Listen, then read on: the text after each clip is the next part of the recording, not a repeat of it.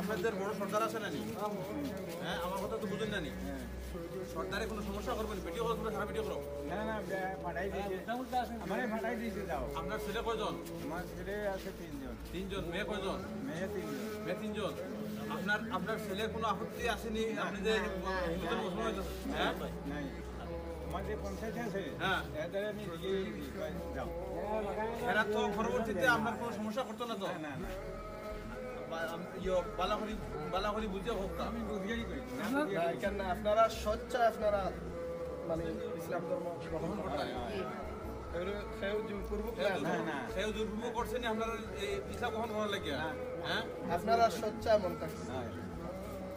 তাহলে আপনি এখন ছিলেন মুসলমান অবস্থা, আপনি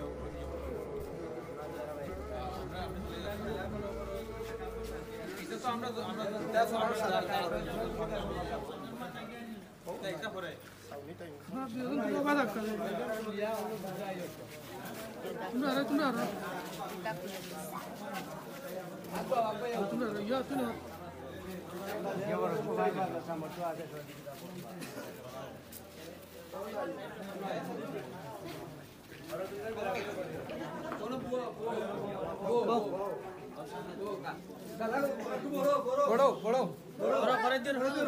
আলী হুজুরের মাঝে লাগো।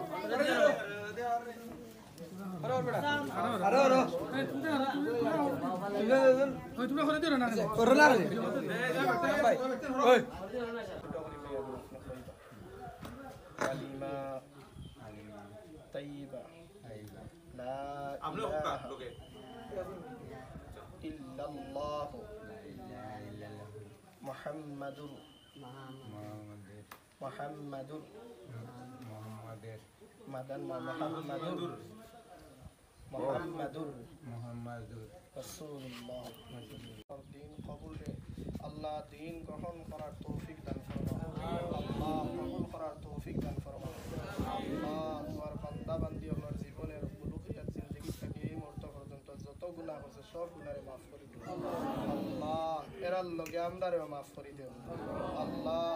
দিনের উপরে অটল এবং বিশ্বাস থাকার তৌফিক দান ফরমাও আল্লাহ। সমস্ত কাজগুলো আঞ্জাম দেওয়ার তৌফিক দান ফরমাও আল্লাহ। সহিভাবে পড়ার তারার তৌফিক দান ফরমাও আল্লাহ। বাকি জিন্দেগি তোমার গুলামের মধ্যে তারারে খাটাইবার তৌফিক দান ফরমাও আয় রব্বুল আলামিন। আল্লাহ আমরারও নিবার গুলামের মধ্যে খাটাইবার তৌফিক দান ফরমাও আল্লাহ। এই জামাতের মধ্যে আমার মতো গুনাহগার নালায়েক নাই গুলামায়ে কেরামগণ হল্লে, হুফাজে কোরআন হল্লে, মুরব্বিন কেরাম হল্লে আল্লাহ। আমি গুনাহগারের দোকান হাত বাড়াইলাম আল্লাহ।